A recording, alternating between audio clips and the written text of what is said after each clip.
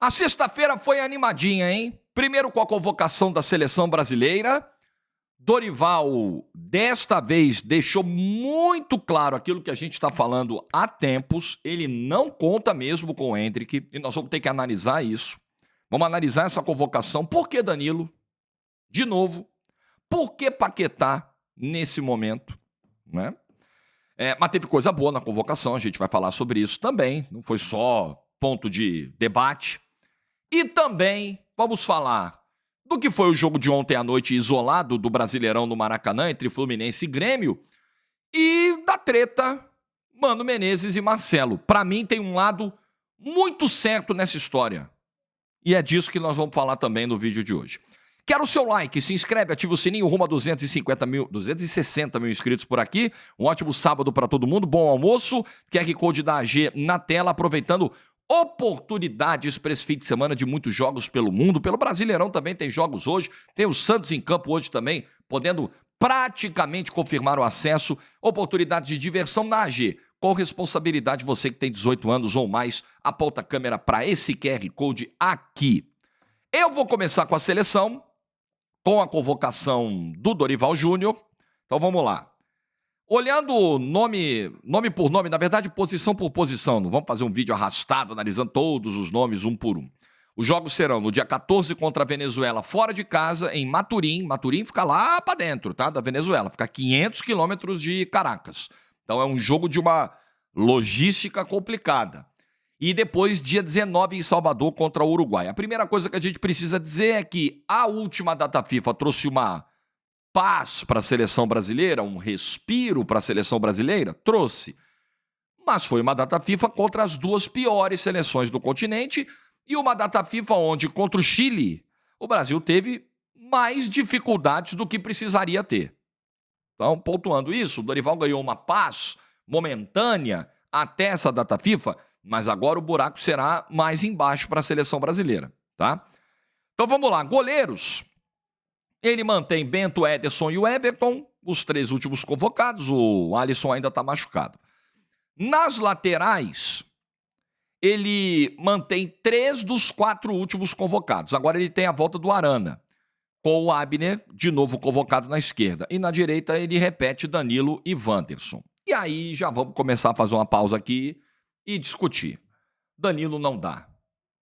A verdade é essa. Danilo não dá. Não existe argumento de campo para justificar hoje a titularidade de um jogador que vem em péssima fase. Dias antes da convocação, teve uma atuação constrangedora na Champions League contra o Stuttgart, sendo expulso e comprometendo, prejudicando o time que acabou perdendo o jogo em casa do final por 1-0. E jogando de quarto zagueiro, não de lateral direito. Um jogador que já havia sido barrado para o jogo contra o Peru. O problema é que ele barrou, colocou o Wanderson e colocou o Wanderson para fazer as mesmas funções, para replicar o estilo de jogo que ele coloca em campo com o Danilo. Isso foi um problema também, mas falaremos disso para frente. Ah, mas o Danilo é líder. Ah, mas o Danilo é capitão. Como eu sempre bato aqui. Capitão é o dono da posição. O cara, para ser capitão, para exercer uma liderança, ele tem que jogar. Ele tem que ser o dono da posição dele. Ele tem que ter o perfil de um líder e tem que estar presente em campo, senão não faz sentido. Dá a abraçadeira pro cara. O Danilo não tem desempenho de dono da posição. É uma posição que está aberta, assim como a outra lateral. É um momento em que o Dorival deveria ampliar o leque de oportunidades. Eu não vou nem usar o termo observação. Vou nem, porque aí alguém vai dizer, não, mas é porque eliminatória não é lugar de observar, o treinador não tem tempo de observar. Então, vamos usar uma palavra que deixe menos brecha para passada de pano. É a chance de dar oportunidade a novos jogadores que podem fazer essa função na seleção brasileira. Uma função que hoje não tem dono. Ok? Então, acho que não existe qualquer argumento técnico de campo para defender a convocação hoje do Danilo. É um jogador que compromete dentro da seleção brasileira. Eu considero um absurdo a convocação do Danilo. Zagueiros. Militão, Magalhães, Marquinhos e o Murilo do Nottingham Forest é a grande novidade aí. Eu tenho dito também nos vídeos, galera, o Murilo vai ter as chances dele ao longo do ciclo. Eu não esperava que fosse ainda esse ano. Essa foi uma boa surpresa. Mais um jogador para ser observado, já que você não quer o termo teste, né, o termo observação, porque não dá tempo, para ganhar uma oportunidade. O Murilo merece uma oportunidade com o Dorival Júnior. Não sei se titular, eu acho que não será. Acho que vai de Militão e Magalhães mesmo. Agora, uma oportunidade de entrar no decorrer de um jogo, de ter alguns minutos, de estar ali no ambiente de seleção brasileira, de ser observado no dia a dia pelo Dorival. Oportunidade. Boa a convocação do Murilo, a meu ver. Para o meio-campo, é basicamente a mesma galera, né? André, Guimarães, Paquetá. Aí temos um problema, falarei disso. Gerson, Andréas, agora chamado desde o início. E o Andréas foi bem, respondeu bem. Aliás, nas oportunidades que tem tido nessa era Dorival, antes da Copa América, agora quando entrou na última lista, o Andréas tem respondido bem. Muito legal ver o Andréas já desde o início na lista. E o Rafinha, de novo, convocado no meio-campo, como um jogador de meio-campo. O problema é que na última data FIFA ele foi convocado exatamente ali e não exerceu essa função. Nem ponta pela direita ele foi segundo atacante. Né? Mas enfim. Para mim, dos meias, Paquetá é o nome mais problemático.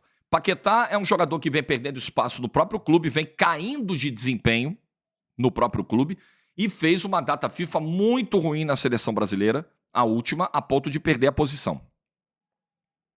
Então, eu não chamaria, em hipótese alguma, o Lucas Paquetá nesse momento. Não sei se o avanço das investigações, a iminência do julgamento está mexendo com a cabeça do Paquetá. Também já disse em outros vídeos aqui que considero humanamente impossível um jogador que tem o risco de, em breve, ter que abandonar a carreira, ser banido do futebol. Acho humanamente impossível esse cara jogar 100% equilibrado, tranquilo, isso não mexer com o sono do cara, isso não mexer com o dia do cara. Eu acho impossível, eu não lidaria bem com isso. Então, pode ser que os reflexos no jogo do Paquetá estejam começando a surgir, começando a aparecer. Eu também não convocaria nesse momento. O grande problema da seleção é que a gente fala que seleção é momento.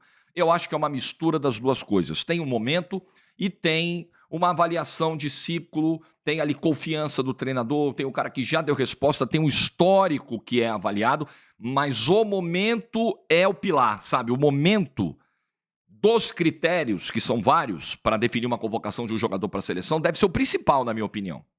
E o momento não é bom. Atacantes. Estevão está de volta. Igor Jesus e Luiz Henrique, a dupla do Botafogo. Vini está de volta. Na última não foi por um problema no ombro. Rodrigo e Savinho, que vem muito bem no Manchester City. O Martinelli, com a volta do Vini, acabou ficando fora. E o Endrick fora. Esse é o ponto mais sensível, eu acho, da lista. Na boa, vamos falar aqui na boa, pelo menos dessa vez, o Dorival deixou claro, olha, para agora eu não estou contando com o Endrick, porque levar o cara... Eu fiz essa crítica em outros vídeos aqui. Você vai e leva o moleque, e você não dá as oportunidades para o garoto, né? Não faz muito sentido. Você levar para esquentar banco, você levar como um dos dois centroavantes. O Endrick não é centroavante, ele tem sido convocado para jogar pelo centro do ataque. Essa discussão para mim está superada. Você leva o cara como um dos dois noves, aí um machuca, ele é um reserva imediato, e você entra com um improvisado, você está passando um recado muito claro para ele, eu não confio em você.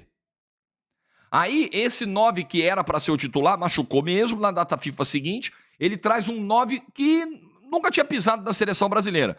O cara chega, passa a fila do Endrick. Qual o recado que você passa pro Endrick? Eu não confio em você. Então eu acho ruim levar um jogador nessas condições. Você não confia, não leva. E pelo menos dessa vez ele não levou. O momento do Endrick no Real Madrid é um momento de menos minutagem. Se você pegar aqui os últimos 3 jogos contra Celta de Vigo, Borussia Dortmund e o clássico contra o Barcelona, o Endrick não entrou em campo. O Endrick não pisou no gramado. Depois que ele voltou da data FIFA, que ele jogou 12 minutos contra o Peru, 14 minutos contra o Chile, ele não pisou em campo de novo pelo Real Madrid, e isso já está, inclusive, começando a iniciar um debate lá na Espanha. Os caras tentando entender o que está acontecendo. O último jogo do Endrick com a camisa do Real Madrid foi o jogo da Champions, aquela derrota pro Lille por 1-0. Esse jogo foi no dia 2 de outubro. Faz um mês, hein? Faz um mês. O Endrick foi titular naquela ocasião, o Mbappé estava fora nesse jogo e o Mbappé estava no banco nesse jogo. O Mbappé entra no segundo tempo, inclusive no lugar do próprio Endrick, né? Tava num processo de volta aí. Então hoje, eu entendo o ponto do Dorival de que o Endrick está numa adaptação a uma nova realidade, a um novo clube. Tá, eu entendo. Mas é o que nós temos. É o que nós temos. Porque se o Endrick está em adaptação a uma nova realidade, eu posso dizer o mesmo do Estevão, que acabou de sair. Ele não mudou de clube, ele não mudou de país. Mas ele acabou de sair da base, está subindo para o profissional, está tendo as suas primeiras experiências e está num processo de adaptação, de amadurecimento, né? Faz parte. Ora, o Igor Jesus, se a questão é adaptação a novo clube e nova realidade, o Igor Jesus chegou em julho ao Botafogo, chegou no meio do ano, tem 3 meses, 4 meses que ele está aí. Quando foi convocado no mês passado, a gente também podia dizer a mesma coisa, ele estava num processo de adaptação ao novo clube, se adaptou muito bem, claro. Não nos esqueçamos que na comparação com o Igor Jesus, eu também fiz essa comparação no último mês, para ser muito coerente com aquilo que eu penso, que eu posso mudar de opinião, mas no momento eu não mudei, sigo pensando. Uma coisa é o Igor Jesus chegar no Botafogo e ter a concorrência do Tiquinho Soares. E aí ele atropelou o Tiquinho, porque o Tiquinho já vem num desempenho abaixo há um ano. Abaixo do que ele mesmo mostrou no primeiro turno do Brasileiro do ano passado. O Endrick, a concorrência dele é com o Mbappé. Pô, né? Ora, as realidades são muito mais complexas, são muito diferentes e a do Endrick é muito mais complexa do que a do Igor Jesus. É muito mais natural que o Endrick seja banco. O que não quer dizer que ele seja descartável para a seleção brasileira. Eu acho que esse não é o ponto. Por mais que o Dorival use o argumento, por mais que faça sentido, o cara não tá jogando. Tá, mas vamos lá. Duas coisas aqui precisam ficar claras. Primeiro, a questão que envolve o Endrick me parece ser mais de uma avaliação do Dorival de dia a dia de seleção, talvez algo que o Dorival veja no Endrick e que não o agrade, e de estilo. Porque o Dorival quer um 9 mais Pedro, mais Igor Jesus do que Endrick. E até aí tudo bem. O problema é para que convocava. Dessa vez não convocou. Aliás, ele só tem um 9, né? Veja que a coisa é tão difícil. Por exemplo, ele já convocou o João Pedro, né, em situação emergencial e tal. Ele só tem o Igor Jesus agora. E quem, se der algum problema com o Igor Jesus, quem vai ser o 9? Vai ser o Rodrigo. É mais uma demonstração de que ele não conta com o Endrick. Ele não conta. Ele nem mesmo leva o Endrick assim para uma possibilidade. Pô, o meu segundo 9 é o Endrick. Não é. Não é.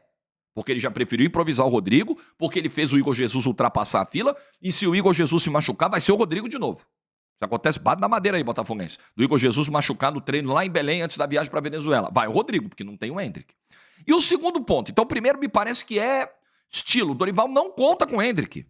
E tá tudo bem, é um direito do técnico da seleção brasileira. Eu acho um erro, porque eu vejo qualidades do Endrick. Ele ainda tá num processo de encaixe, de amadurecimento, mas eu vejo qualidades do Endrick.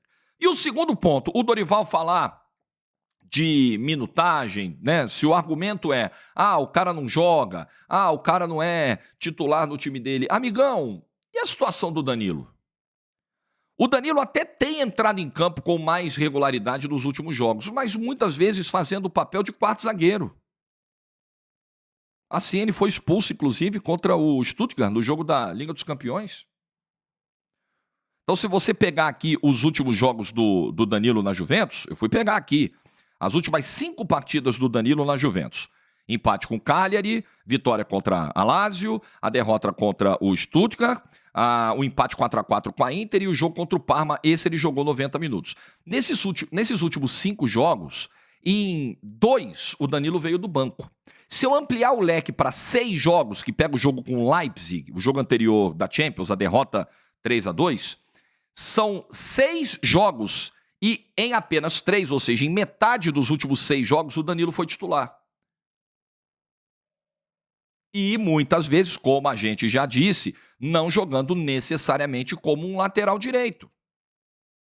Então, se você pegar aqui, o último jogo contra o Parma, mais uma vez, você sabe qual foi a linha defensiva da Juventus? No último jogo antes da convocação do Dorival, Cambiasso na direita, Gatti e Danilo, os dois zagueiros, e Juan Cabal na esquerda. O Danilo não é lateral direito do time dele. O Danilo não é titular absoluto. O Danilo ficou fora de 50% dos últimos 6 jogos da Juventus, fora como titular, né? Ou não foi nem utilizado, ou veio do banco. E não joga na posição que o Dorival convoca. Então, se o argumento vai valer pro Endrick, por que ele não vale pro Danilo? É nesse ponto que os técnicos de seleção brasileira têm se complicado muito, e isso minou demais o trabalho do Tite. Incoerência. Um peso e 2 medidas. Esse tem sido o grande problema. Enfim, boa sorte pro Brasil nessa data FIFA. Vamos falar de Fluminense e Grêmio aqui. Rapaz, acho que o Fluminense perdeu uma boa chance de dar uma afastada da zona de rebaixamento, de ultrapassar o Grêmio, de ganhar um confronto direto. O Fluminense foi um time que teve mais a bola. O Fluminense foi um time que ocupou os espaços que o Grêmio deu. O Grêmio optou por jogar com linha baixa. O Grêmio tomou a decisão de dar a bola e dar os espaços ao Fluminense durante o jogo. Foi uma decisão consciente do Grêmio, a decisão de ontem. E o Fluminense sai atrás, mas a partir do momento em que ele para com os chutões e começa a botar essa bola mais no chão, as oportunidades vão começando a aparecer. Até que sai o gol de empate no final do primeiro tempo, numa bola do Ganso, um chute do Arias no contrapé. E quando volta o segundo tempo, o Fluminense volta ainda mais ofensivo, atacando ainda mais. Aí o Marquezinho começando a fazer defesas, e aí é bola que vai na trave, e aí o Cauã Elias aparecendo, tabelando e fazendo o gol de cabeça. Que eu acho que, você sabe que o conceito de justiça ele é muito relativo no futebol, mas que eu acho que retratava bem aquilo que a gente estava vendo dentro de campo. A superioridade ofensiva do Fluminense o mantinha muito próximo do segundo gol o tempo todo. E depois disso, o Fluminense ainda teve chance para aumentar. O Fluminense ainda teve chance de fazer o terceiro gol, ainda com muitos espaços que o Grêmio estava cedendo. Só que aí no final, cara, futebol tem dessas, né? O Diogo Barbosa vai lançar uma bola pro John Kennedy, tinha acabado de entrar, era uma bola pra você de repente dar uma, né? Rasga esse troço, manda pra longe. O Grêmio retoma, vai desenvolvendo, chega na área, o Fábio comete o pênalti. Acho que não tem discussão sobre o pênalti que o Fábio cometeu em cima do Arezzo. Ele deixa a perna, ele atropela, é pênalti. Cai do céu um ponto pro Grêmio. O Grêmio que tinha, o Renato falou isso ontem, depois do jogo, o Grêmio tinha como estratégia abrir mão da posse de bola, marcar com linha mais baixa, baixar todo o seu bloco de marcação, o Renato admitiu isso na coletiva, e tentar, com o Soteldo tendo liberdade, pontadas em velocidade. Isso nem sempre aconteceu durante o jogo. O Grêmio acabou sendo engolido pelo ataque do Fluminense em vários momentos. E à medida que o tempo ia passando, principalmente quando virou do intervalo pro segundo tempo, as chances do Grêmio eram ainda menores. O Grêmio já atacava pouco no primeiro tempo, passou a atacar menos no segundo tempo, foi imprensado, acabou tomando a virada e empatou, já que o Fluminense não matou o jogo. O Fluminense teve chance para matar o jogo e não matou, acabou conseguindo um empate que ficou ali com aquele gosto de heroísmo pro Grêmio. Nossa, arrancamos o empate, um jogo difícil, manteve a vantagem em relação ao Fluminense, se manteve à frente, abriu 5 para a zona de rebaixamento. Sem dúvida, para o Fluminense foi um resultado muito pior do que para o Grêmio ontem. O Grêmio sai comemorando um ponto, o Fluminense sai lamentando 2 pontos perdidos. Era um jogo na matemática, na conta, para o Fluminense somar 3 pontos ontem e acabou não conseguindo. E aí o grande episódio do jogo é o momento da substituição no finalzinho do segundo tempo, quando o Mano Menezes chama o Marcelo, vai passar instruções da beira do campo. Há claramente um desentendimento ali naquela comunicação. O Mano desiste da troca, coloca o braço no corpo do Marcelo, volta para o banco. O Marcelo volta para o banco, põe o colete, e aí o John Kennedy entra no lugar do Lima, ao invés do Marcelo, que era a ideia do Mano Menezes. As imagens, elas são, para mim, muito, muito claras.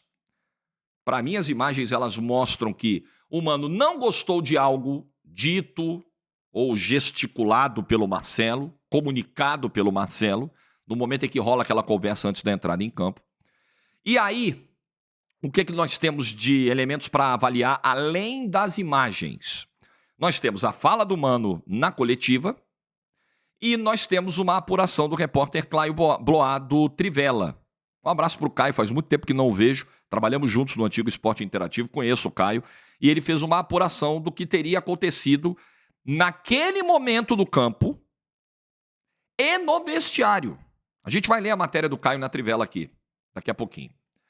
Então vamos lá. Quais são os elementos que nós temos aqui? O primeiro, coletiva do Mano. Na verdade, preciso falar de outra coisa aqui. Temos 3 elementos. Primeiro, assessoria de imprensa. Na transmissão, no pós-jogo da transmissão da TV de ontem, foi dito que na hora daquele entreveiro, a assessoria de imprensa... Preciso falar com a assessoria de imprensa do Fluminense nesse vídeo aqui, hein? A assessoria de imprensa do Fluminense teria dito, não, ali foi algo para ganhar o tempo para a entrada do John Kennedy. Por favor, não duvida da nossa inteligência. Assim, por favor. Aliás, assessores de imprensa são jornalistas. No jornalismo a gente aprende que quando não se tem certeza de uma informação, a gente não passa essa informação. Né? Eu quero crer que a assessoria de imprensa do Fluminense tenha se confundido na leitura dos acontecimentos e tenha dado uma informação mal apurada, que não tenha sido uma tentativa de falsear a verdade. Espero que não. Confio na honestidade dos profissionais da assessoria de imprensa do Fluminense, porque o mundo está vendo o que aconteceu, né? Nós vimos. Tá. Segundo elemento. Eu volto a falar da assessoria do Fluminense daqui a pouco. Aí nós temos o segundo elemento, a fala do Mano na coletiva. O Mano claramente foi perguntado sobre isso. Ele até brinca, ele fala, eu já estava esperando, eu leio mentes, eu já sabia que vocês iam perguntar sobre isso. Eu não gostei de algo que ouvi naquele momento e mudei a alteração. Tá claro, né? Tá claro. O Mano ele não disse exatamente o que ouviu, claro, ele se reserva no direito e ele tem total direito de manter em segredo aquilo que foi dito, mas ele não fugiu da pergunta. E não vendeu versão fantasiosa pra ninguém. Jogou limpo. Não gostei do que ouvi. Acabou. Aí, na sequência da coletiva, a Aline Nastari, repórter da TNT Esportes, insiste, olha, eu quero insistir um pouquinho sobre esse assunto do Marcelo. E aí o Mano fala, olha, jogador quando entra àquela altura do jogo, já sabe que vai entrar pra fechar o jogo. O que o Mano quer dizer? Gente, é normal do futebol. Se eu preciso botar alguém aos 45 do segundo tempo, é uma situação normal, é alguém... E ele fala, né? Eu não estava colocando nada para mudar o panorama do jogo. Tipo assim, o que ele quis dizer? Eu não estava botando o Marcelo, estamos tomando de 2-0, 3-0, te vira aí, irmão, vira o jogo para nós aí. Pelo contrário, o que o Mano quis dizer? Eu estava colocando o Marcelo numa situação confortável, segurar o jogo no final, com a experiência dele, com a bagagem dele. Para mim, o Mano na coletiva foi impecável. Foi respeitoso, foi no limite do que poderia ser dito para preservar a intimidade daquela conversa, para preservar o próprio jogador. Foi respeitoso com o próprio jogador. Talvez o respeito que o Marcelo não tenha tido com ele na beira do campo. O Mano teve. O Mano foi corretíssimo na coletiva. Antes que vocês virem, eu nunca dei um bom dia pro Mano Menezes. Eu nunca vi a cara do Mano Menezes de perto, só na televisão. Nunca nem cruzei com o Mano Menezes. Então não tem motivo nenhum para passar pano e puxar saco de Mano Menezes, né? Porque eu não tenho ele não tem esse tipo de relação com treinador nenhum. Alguns até têm. Eu não tenho. Mano, foi corretíssimo. Corretíssimo. O tom da coletiva, o tom dos esclarecimentos, no limite do que podia ser dito. Vou voltar a falar da assessoria do Fluminense. A informação que vários colegas passaram é que a assessoria do Fluminense divulgou, depois do Mano veio o Mário, veio o presidente Mário Bittencourt. Não insisto muito nas perguntas sobre o Marcelo, porque o Mário vai falar sobre isso, vai falar sobre a arbitragem também. Aí vem o presidente Mário Bittencourt, não responde pergunta nenhuma, faz só um pronunciamento, não fala do caso Marcelo e vai embora. Péssima gestão da assessoria do Fluminense daqueles acontecimentos da noite de ontem. Está feito aqui o meu registro, ok? E seria muito bom o presidente do Fluminense falar a respeito. Mas também entendo que o presidente queira esperar para ter mais elementos para se posicionar a respeito de algo tão grave envolvendo 2 funcionários do clube. O problema é, chega e fala, olha só, o presidente não vai falar sobre isso. Ok, tá bom. Não, guarde as perguntas para o presidente. Aí o presidente chega e não fala. Isso não está correto. Isso não é um procedimento correto. Ok? Vamos lá. Aí chegamos à matéria do Caio, no Trivela. Caio Bloá. Grande abraço para o Caio. Desvendando o mistério, exclusivo. Saiba o que Marcelo disse a Mano Menezes em discussão no Fluminense. E aí, lendo a matéria, o Caio diz assim: tudo começou quando o camisa 45 caiu e pediu substituição aos 44 do segundo tempo. O Lima estava jogando de volante àquela altura, era um dos melhores em campo, sem dúvida, né? Jogando naquele momento ali como um 8, a pedido do Mano, inclusive. E aí, quando ele cai pedindo substituição, o Mano vira para o banco: Marcelo, vem. Segundo a apuração do Caio, da Trivela, o Marcelo, durante a semana, tinha treinado nessa função. Marcelo, às vezes, tem entrado como um 10, como um jogador de meio campo um pouco mais avançado. Durante a semana, o Mano testou isso. Então, uma pausa aqui. Se o Marcelo argumentar de que, o treinador botando numa função, botando na podre, não era, porque o Fluminense estava ganhando o jogo. Botando numa função que, ele nem treina, não era, porque segundo a Trivela ele treinou assim durante a semana. Então os argumentos para o Marcelo vão ficando cada vez mais difíceis, né, de serem encontrados. Então vamos lá. Antes mesmo da discussão, já houve um pequeno desentendimento, segundo o Caio. Marcelo não reclamou em palavras, mas fez cara de poucos amigos ao ser chamado para entrar àquela altura do jogo. Mesmo contrariado, tirou o colete e ouviu as instruções do Mano. Então, estava lá o Marcelo do banco, quando o Mano falou, vem, o Marcelo deve ter feito. Aí o Mano já viu e não gostou. Mas beleza, vida seguiu. O Marcelo tirou o colete, caminhou, parará. Aí subiu a plaquinha para as duas substituições. Além do Lima, o Keno também estava indo embora naquela janela. O Marquinhos ia entrar no lugar do Keno, o Marcelo no lugar do Lima. E aí, o Mano pegou o Marcelo pelo ombro, coisa mais normal do mundo. Todo treinador praticamente faz isso. Todo treinador. Chega aqui, pega o cara no ombro, ó. Nessa hora, segundo o Caio, o Mano ouviu algo do qual não gostou. A Trivela apurou que o Marcelo, nesse momento, pediu pro Mano: não fala mais comigo e não encosta em mim para fazer média com a torcida. O Mano, segundo a Trivela, se enfureceu e respondeu: então tá bom, você não vai entrar mais. O Marcelo, segundo a Trivela, nega que essa conversa tenha acontecido. Nega que tenha sido nesses termos aqui. Mas não deu mais detalhes até o momento da gravação desse vídeo, às 10h40 da manhã deste sábado, não deu mais detalhes sobre o que de fato ocorreu. Somente negou. Não foi isso. Não foi isso. Depois, o Marcelo foi pro doping. O Mano reuniu os jogadores do vestiário, lamentou o Marcelo não estar ali, porque queria dizer, segundo a Trivela, algumas coisas olho no olho para o Marcelo diante do grupo. O grupo, segundo o Caio, teria apoiado o treinador nesse momento. E aí, no finalzinho da rodinha, o Marcelo chega, a rodinha termina, eles não comentam sobre o assunto e a coisa vai ser resolvida posteriormente. Vamos lá.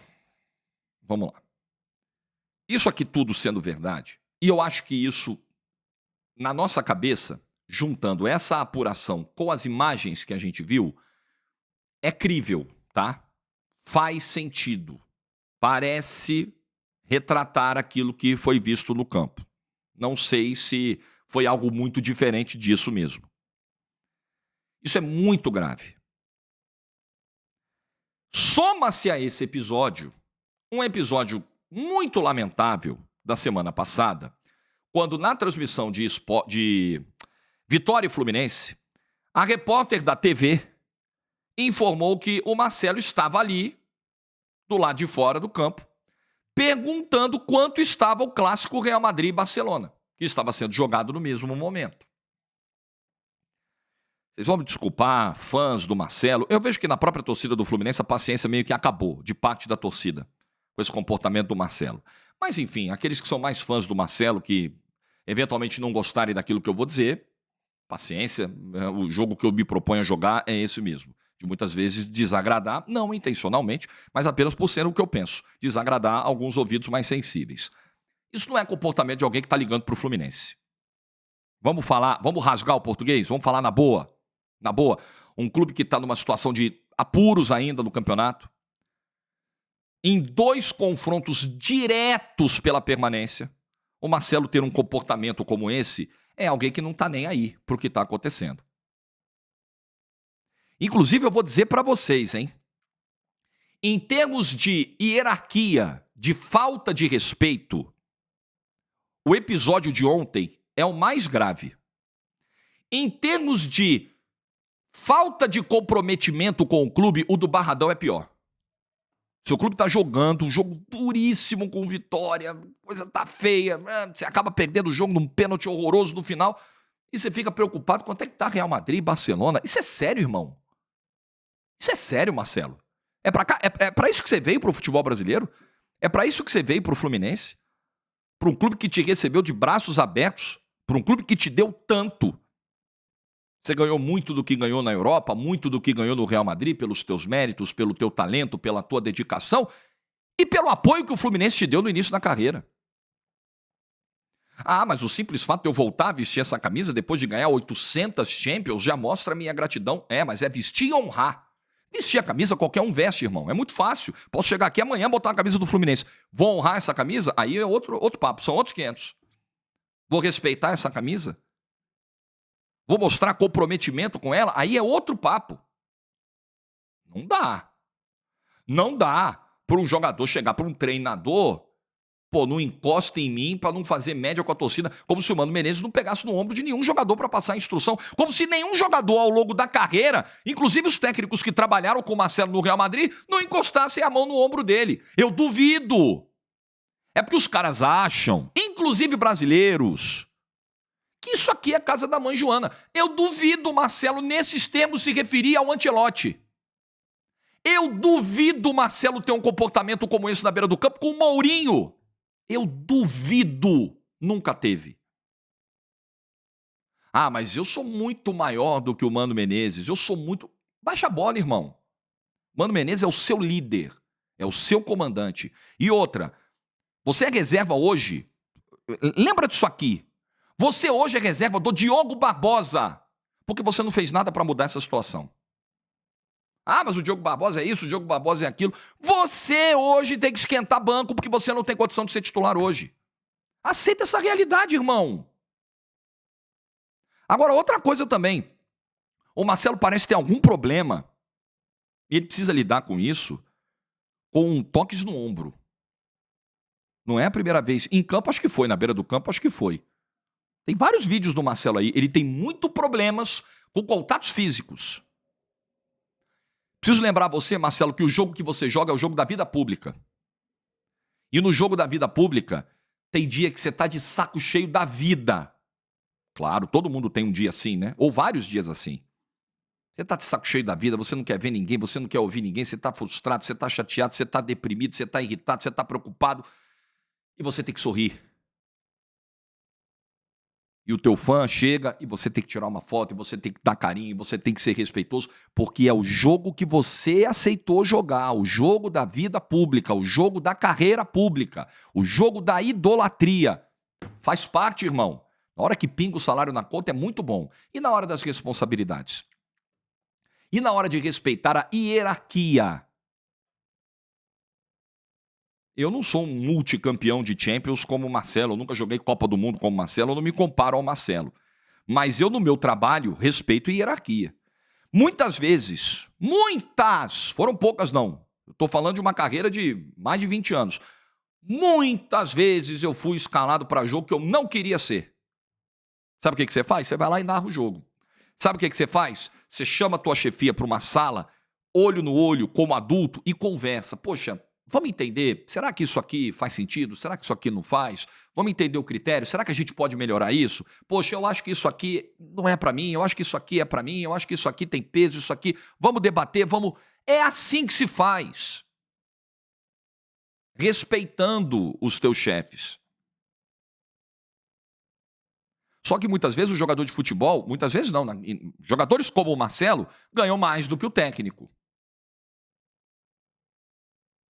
Ganham mais do que o seu chefe. São mais experientes que o seu chefe. Já trabalhei com muito chefe mais jovem que eu. Inclusive, meu chefe atual é mais jovem que eu. E isso não me dá o direito de desrespeitá-lo. Muito pelo contrário. A gente tem uma comunicação muito olho no olho. Muito profissional e muito respeitosa. E é assim que tem que ser. Então, o que o Marcelo fez ontem é indefensável. E se torna ainda pior pelo momento do time. Porque também, vamos falar a verdade, sem hipocrisia, quando você está ganhando, levantando o título, muita coisa vai para baixo do tapete. O episódio de ontem, se o Fluminense estivesse na liderança do campeonato, ainda ia repercutir, porque é muito grave, mas já estava... O episódio do sábado passado, escuta, quanto é que tá o Real e Barça? Se o Fluminense estivesse metendo 4 no Vitória, ninguém ia falar nada. Eu ainda considero grave. Eu ainda considero péssimo o comportamento. Sua cabeça tá aqui ou tá lá, irmão? Um pé em cada canoa não dá. Ou você tá nessa canoa ou você tá nessa canoa. Não tem como. Tá nas duas. Isso não existe. Você quer ver Real e Barça? Fica fora do jogo. Chega pro mano e fala, ô mano, não me relaciona pra Salvador. Por quê? Porque eu quero ver Real e Barça. Eu tô mais preocupado com o clássico. Tô mais preocupado com o Real Madrid. Aí beleza, você vai jogar limpo. Péssimo comportamento profissional também. Vai tomar crítica do mesmo jeito. Mas pelo menos vai ser mais honesto. É tipo o Dorival com o Endrick agora. Não convoca, eu não conto com o cara, não chamo. Tá bom, vamos criticar, vamos elogiar, beleza. Mas jogou limpo. Bom, eu não penso nele agora. Não é meu plano, não, beleza. É isso, joga limpo. Joga limpo. O que não dá é pra trabalhar desse jeito. Mano Menezes foi desrespeitado e fez a única coisa que deveria ser feita mesmo. O que todo treinador deveria fazer. Ah, é? É isso mesmo? Você tá fora. Tchau pra você. Isso me lembra uma vez, teve um jogo da seleção feminina de basquete. Pô, isso faz tempo, cara. Que ano foi isso? Da Isiane, vocês vão lembrar? O Esporte Interativo, inclusive, o antigo Esporte Interativo, ele fez esse registro exclusivo pro mundo, na época, da jogadora que se recusou a entrar. Aqui, ó, 2012, a Isiane foi cortada, inclusive, da seleção. Era um jogo contra a Bielorrússia. Pré-olímpico para a Olimpíada de Pequim. Classificação para a Olimpíada de Pequim. Prorrogação do jogo contra a Bielorrússia. A Isiane era craque do time da seleção feminina de basquete do Brasil. O Paulo Bassul chamou a Isiane. A Isiane falou, não vou entrar. O Paulo Bassul, é mesmo? Você não vai entrar? Você tá fora. E ela foi cortada. Cortada da seleção. Era a única decisão possível naquele momento. Você tá fora. Como é que é, minha filha? Eu sou o líder, eu sou o comandante, você não vai entrar? Você acha o quê? Que você caga mais cheiroso que os outros? Então você tá fora. A única decisão possível pro Mano ontem era essa, e a única decisão daqui pra frente é tirar o Marcelo da reta final do Campeonato Brasileiro. Ou o Marcelo ou o Mano. Ou o Marcelo faz, tem uma outra alternativa também, é verdade. Ou o Marcelo faz um discurso público de arrependimento e um pedido de desculpas pro Brasil inteiro ver e ouvir ao Mano Menezes e a torcida do Fluminense e a instituição Fluminense, ou então, amigão, vai ver o Real Madrid jogar até o fim de dezembro. Fica em casa, vai ver os jogos do Real Madrid, vai ver terça-feira o jogo da Champions contra o Milan, fica lá. Não é isso? Pra mim só tem esse caminho. Ou o Marcelo pede desculpas publicamente, não é só dentro do vestiário não, publicamente. Humildade, coisa que o Marcelo parece não ter. Parece ter muita dificuldade de ter. Humildade. Ou então, amigão, você tá fora. E aí, o Mano Menezes vai precisar não só do respaldo do grupo, segundo a apuração da Trivela, ele teve ontem no vestiário esse respaldo, mas o respaldo também da diretoria do Fluminense. Aí o presidente Mário Bittencourt, nesse momento, vai precisar mostrar quem é maior. Se é o Fluminense ou se é o Marcelo. Pra mim, a resposta é clara. Agora é preciso colocar em prática isso. Tá feito o vídeo, like se você ficou até o final. Bom sábado pra todo mundo, juízo e tchau.